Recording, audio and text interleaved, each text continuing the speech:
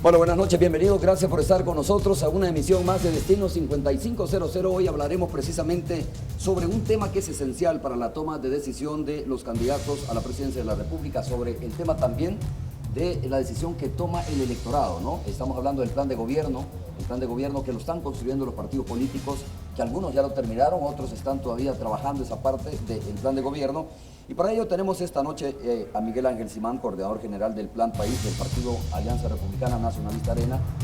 Me explicaban, y yo quiero decirlo también, Miguel Ángel, que me decían, alguien que tú eres o estás o fuiste buscado por el partido desde la sociedad civil para recoger insumos de la sociedad civil, ¿no? Eso me lo aclaró alguien de comunicaciones. Y bueno, está también Marcos Rodríguez, también Marcos, director ejecutivo de Diálogo País por el Partido Frente Farabundo Martí. Muchas gracias, Marcos. Y también de la sociedad civil. Y también de la sociedad civil.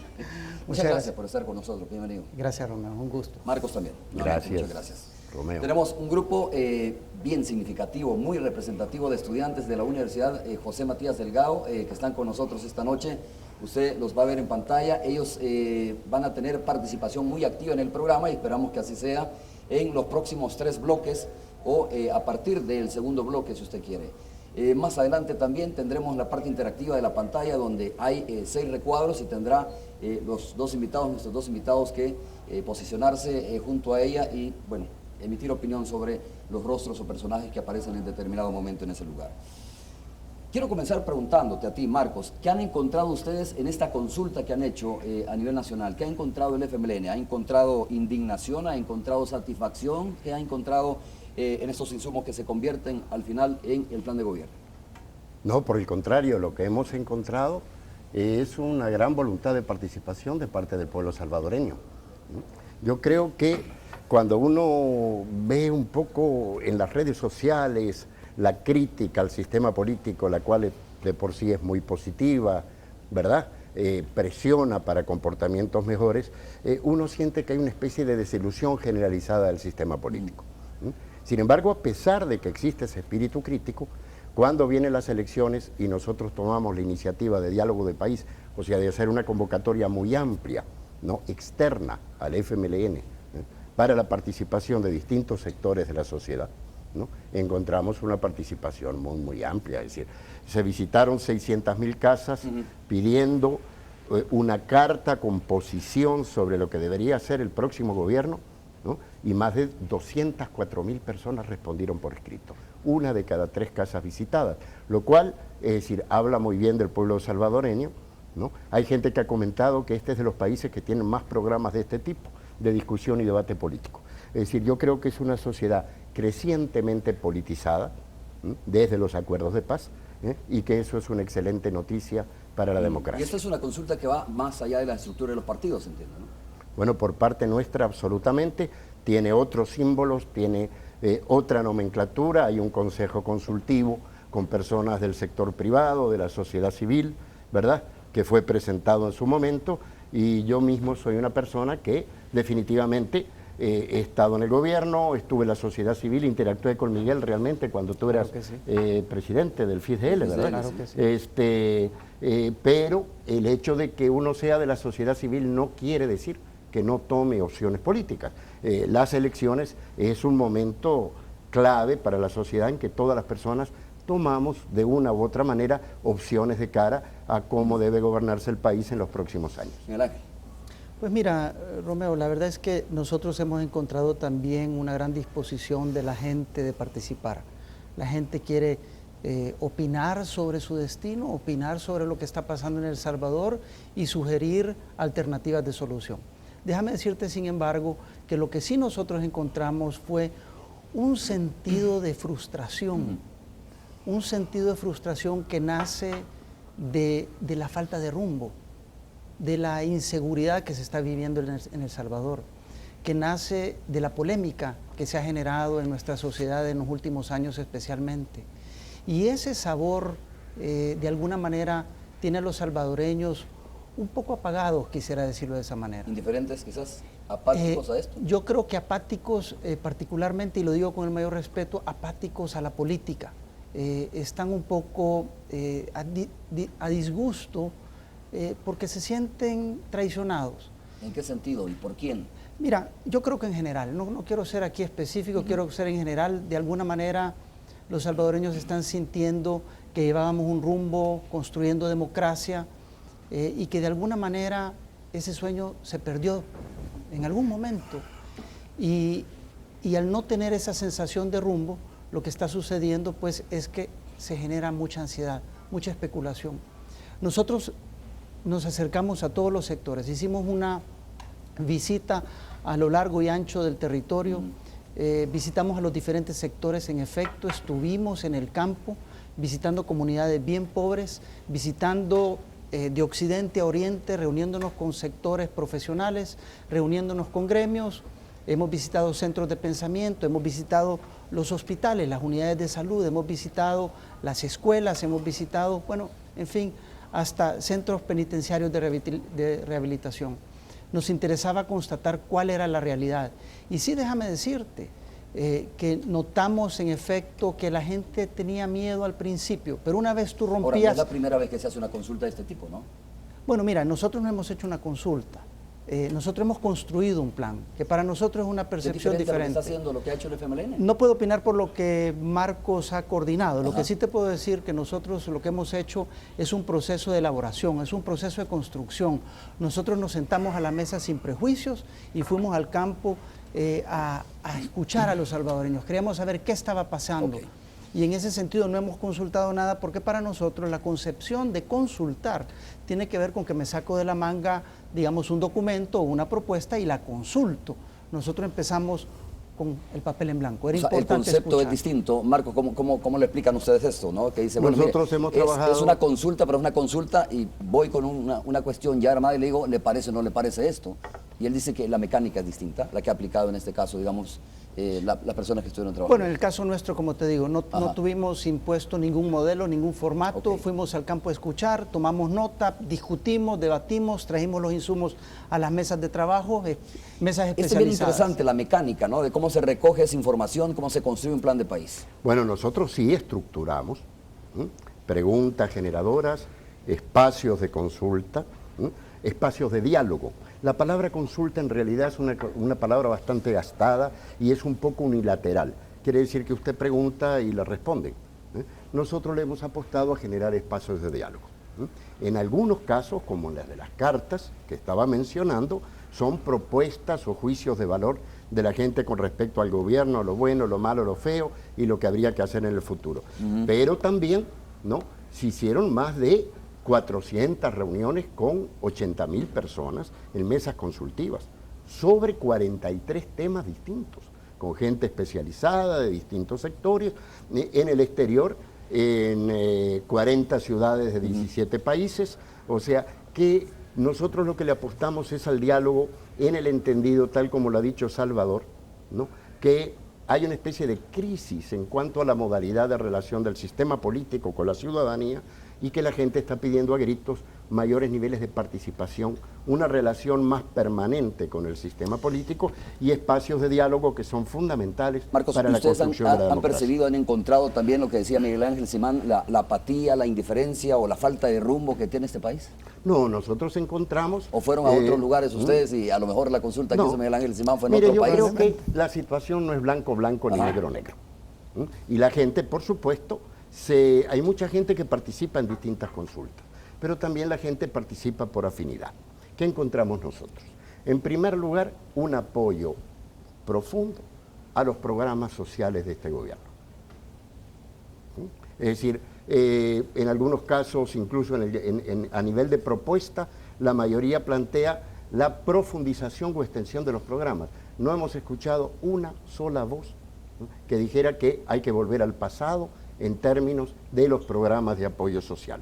También hemos encontrado, ¿no?, una disconformidad con respecto al empleo. La gente quiere más empleo, no quiere solo subvenciones y apoyos, sino que quiere mayores oportunidades de empleo. Este gobierno generó empleo, 90.000 empleos formales, 30.000 en el agro, pero de acuerdo al crecimiento de la población económicamente activa no son suficientes. Y también encontramos un sentimiento de que este problema de la seguridad es un problema que ha rebalsado la institucionalidad del Estado, ¿no? Que nunca se resolvió ni con manos duras, ni con manos súper duras, tampoco se resuelve con manos blandas, y la gente le está pidiendo al Estado, ¿no? Una solución que ellos no encuentran. Y que tampoco la ¿verdad? tiene muy claro, entiendo ya hasta ahora, tampoco la tienen muy claro los candidatos a la presidencia, y tampoco queda clara después de esta consulta que han hecho los partidos políticos. Bueno, la gracia... De cómo resolver, de cómo enfrentar esto, digo. La gracia de la democracia es justamente esta interrelación, ¿no? De expresión de inconformidades, propuestas, propositivas, Ok. ¿no? Y es una forma justamente de ir desarrollando el país de la forma más democrática posible. Déjame solamente interrumpirte, Romeo, porque nosotros sí encontramos qué es lo que los salvadoreños quieren. Nosotros llegamos, hablamos con ellos y déjame decirte algo, los salvadoreños están sufriendo los problemas, pero ellos saben cuál es la solución. Y cuando tú escuchas a fondo, te das cuenta que ellos te guían, te orientan, te dicen por dónde está la solución. Y déjame decirte lo siguiente, nosotros hemos encontrado que el tejido social se ha roto, especialmente a nivel local. Hay que rehabilitarlo. Las familias, las comunidades han perdido control del territorio y ciertamente, probablemente las fuerzas de seguridad. En ese sentido, nosotros sí estamos claros cómo se tiene que resolver el problema de seguridad. No tenemos ninguna duda, pero hay que tomar medidas audaces, se necesita liderazgo y eso es lo que la gente nos está pidiendo. Ok, estaba revisando digamos, lo que son los ejes, ¿no? Los principales ejes del plan de gobierno, por decirlo de esa manera. El FMLN tiene 3 definidos, que es empleo, seguridad y educación. Ya. El Partido Arena tiene 5 ejes definidos, que son la reactivación económica, seguridad, educación, cultura y deportes, inversión social y transparencia e institucionalidad. ¿Esto qué significa, Marcos? Que es más incluyente esta consulta que está haciendo el Partido Arena que la que está haciendo el partido FMLN, cuando define nada más empleo, seguridad y educación como los 3 ejes principales. No, nosotros no hemos definido 3 ejes, sino 10 ejes y 3 prioridades. Los 10 ejes son educación, seguridad, empleo, ¿no? Políticas sociales, reforma del Estado, profundización de la democracia, cultura, deportes, pero entre estos 10 ejes hay 3 prioridades que se articulan y están muy interrelacionadas. Son esas 3 que estábamos mencionando. ¿No? Y que tiene que ver justamente, ¿no? Con la educación es fundamental para la generación de empleo, ¿no? Y la educación es fundamental para superar la cultura de violencia que tenemos en este país. Y así estos 3 ejes se retroalimentan, ¿no? Pero en un contexto de un programa que tiene aproximadamente 100 compromisos estructurados en torno a 10 ejes de trabajo. Oiga, están hablando de lo mismo cuando hablamos, digamos, con los diferentes partidos políticos, cuando hablamos incluso con los candidatos a la presidencia, sabemos que los problemas siguen siendo los mismos, ¿no? De inseguridad, de educación, de empleo, etcétera. Digo, ¿está entre ustedes la diferencia de cómo se resuelve esto? Porque al final van a concluir, entiendo yo, en lo mismo. Ustedes tienen una radiografía ya del país. Tú me puedes decir si este país está listo para continuar con un segundo gobierno o si está listo este país para volver a gobiernos de derecha, Miguel Ángel. Pero, ¿cómo lo están viendo? Porque, insisto sobre esto, es la forma de cómo resolver estos problemas cuando al final concluyen que son los mismos. Mira, yo creo que lo que tú planteas tiene que ver con la manera con que cada uno estructuró el proceso. Nosotros identificamos después de las diferentes visitas y encuentros que tuvimos con diferentes sectores de la población, encontramos que la manera de estructurar el proceso era a través de estos 5 ejes estratégicos. Ciertamente dentro de cada eje estratégico hay diferentes componentes bien importantes que van pues a niveles más específicos, a temáticas más específicas. Y yo creo que ambos son válidos en ese sentido. No creo que ellos han dejado de cubrir algún tema y al igual que nosotros no hemos dejado de cubrir. A eso me refiero, ¿no? Que al final coinciden que son los mismos temas que le están preocupando a la población. Es que la población está clara cuáles son sus problemas y en la medida que te los expresan, tú tomas nota, efectivamente tú los puedes identificar fácilmente. Pero déjame decirte algo que para mí es trascendental. Aquí se ha dicho muchas veces que los salvadoreños no sabemos lo que queremos, y eso no es cierto. Lo que nosotros encontramos es que los salvadoreños sí saben lo que quieren. Te voy a decir dónde está la diferencia. La diferencia está en el cómo y en el quién. Y esa es la diferencia fundamental, y yo creo que esa es la elección que vamos a tener este febrero del 2014 es sobre el quién, es sobre el cómo, no sobre el qué, porque todos sabemos que queremos aeropuertos modernos, todos sabemos que queremos puertos modernos, todos sabemos que queremos reactivar el agro, todos sabemos que queremos una economía creciendo y generando empleos. La pregunta es cómo y quién lo debe de hacer. Y ahí es el aspecto fundamental que tenemos que ver. Algo. Nosotros estructuramos nuestro programa en 10 ejes, con 3 prioridades. Y creo que son muy parecidos a los que va a utilizar la candidatura de Arena y la de Unidad. La diferencia, en mi opinión, está en 2 puntos. Es decir, en cómo y quién, en este sentido. Bueno, coincide con lo que dice la pregunta Miguel Ángel. básica, la pregunta básica. Es decir, ningún gobierno va a resolver todos los problemas de este país. La pregunta básica, y está claramente planteada en la sociedad, se ven en las encuestas, es: ¿quiere usted volver al pasado? ¿Quiere recuperar el pasado? ¿O quiere seguir avanzando hacia el futuro? ¿Tú crees que ese país entonces Y está listo y esta población está lista para un segundo gobierno? En términos generales el problema, hay 2 percepciones distintas. Puede haber gente que entienda, y en mi opinión el Partido Arena representa eso, la vuelta al pasado, y nosotros representamos el seguir caminando hacia el futuro, ¿no? Con una perspectiva de énfasis distintos. Y cuando tú entras al programa, seguramente, o a los programas, vas a encontrar puntos en comunes, no solamente en relación al aeropuerto, sino políticas que tienen aspectos en común, y también vas a encontrar diferencias. Las políticas en común son importantes porque deberían ser el cimiento de un acuerdo país. Y el hecho de que se debatan y se comulguen permiten justamente ir identificando cuáles son los puntos en común. Y bendito Dios que hay diferencias, porque si no hubiera diferencias no hay democracia.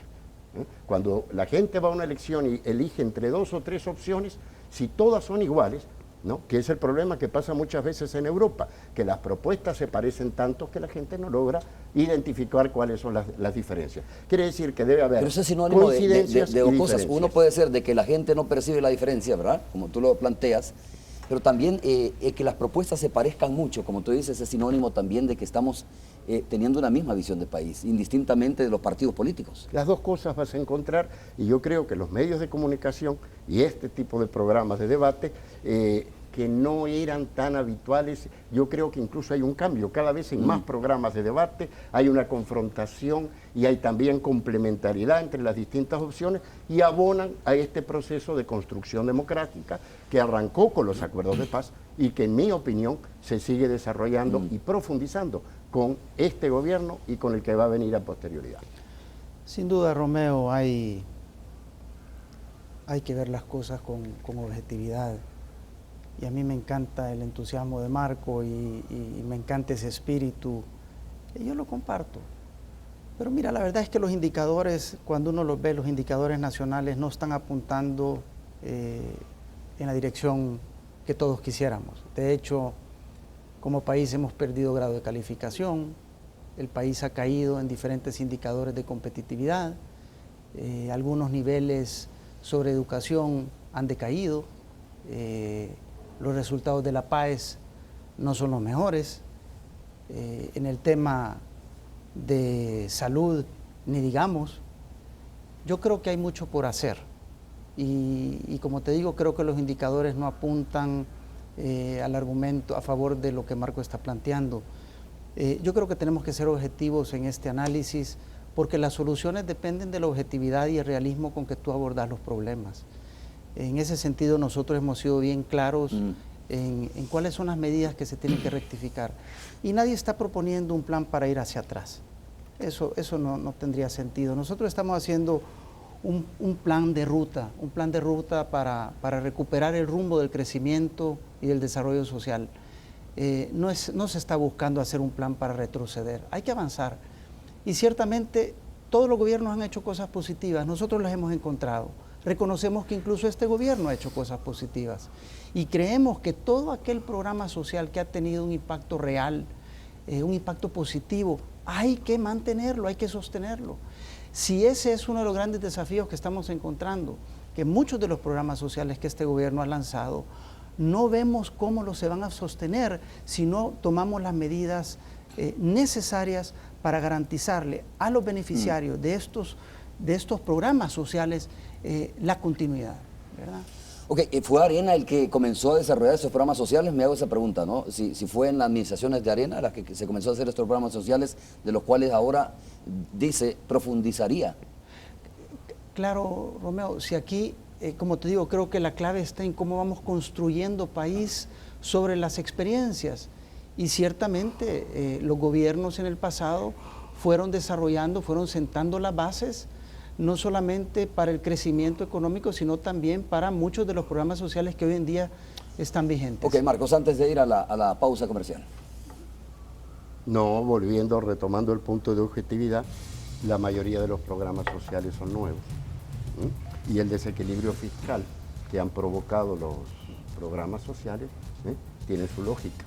Usted está en el medio de una crisis internacional enorme que generalmente golpea a la gente más pobre y se encuentra con un país que ha carecido de programas sociales, donde se confió plenamente en la capacidad que tiene el mercado de solucionar por sí mismo las cosas. Es más, Calderón Sol dijo en su momento, no hay mejor plan que el que no existe.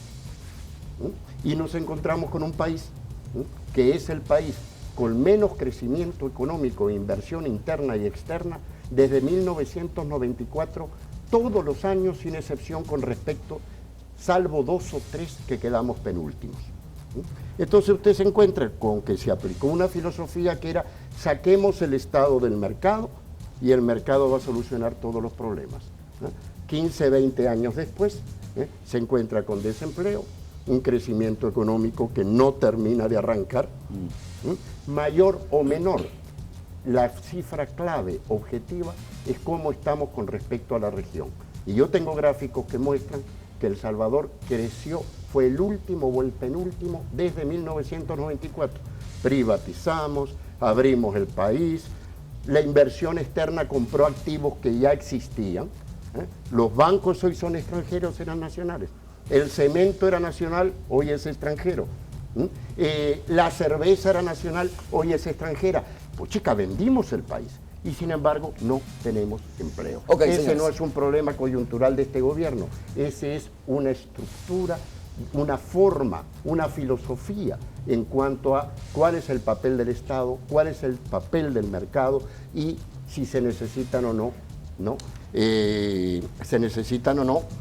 políticas sociales. Y en este sentido quiero terminar diciendo que las comunidades pobres que tú has visitado son las mismas que existían hace 15, 20, 30, 50 o 100 años. El problema histórico de este país es que no se ha gobernado para 7 millones de personas, sino para pequeñas élites. Romeo, yo creo que hay que recordar los indicadores. Cuando salimos de la guerra yo recuerdo que andábamos en niveles de pobreza de más del 64 o 70%, dependiendo cómo la medías en aquel momento. Llegamos a tener niveles de pobreza del 38%. Creo que algo bueno hicieron los gobiernos anteriores. Y ciertamente hoy los niveles de pobreza andan alrededor del 42%. ¿Cómo es posible que luego que teníamos una tendencia, gracias a los diferentes programas sociales que habían, que podían ser mejorados desde luego, pero se hicieron los primeros pininos, programas que de alguna manera empezaron a atender las realidades sociales, pero también hubo crecimiento y eso contribuyó a esa caída de los niveles de pobreza. Hoy han subido, entonces algo no está funcionando, ciertamente. Yo creo que el tema de la pobreza es un tema sumamente importante y tienes que comprender que combatir las condiciones de la pobreza, requiere de mucha información, requiere de muchos esfuerzos para poderla focalizar, para poderla atender a través de programas de intervención que vas perfeccionando en el tiempo, en la medida que tú vas reduciendo esos niveles de pobreza. Porque después que tenías 60 y pico % de pobreza, en la medida que te van quedando bolsones de pobreza, requiere un poco más de expertise, de especialidades técnicas para poder atenderla. Y yo creo que es parte del proceso natural que el país venía desarrollando. Vamos a hacer la primera pausa comercial aquí en Destino 5500. Cuando regresemos, sí hay preguntas de los estudiantes. Vamos a incorporarlo más rápido.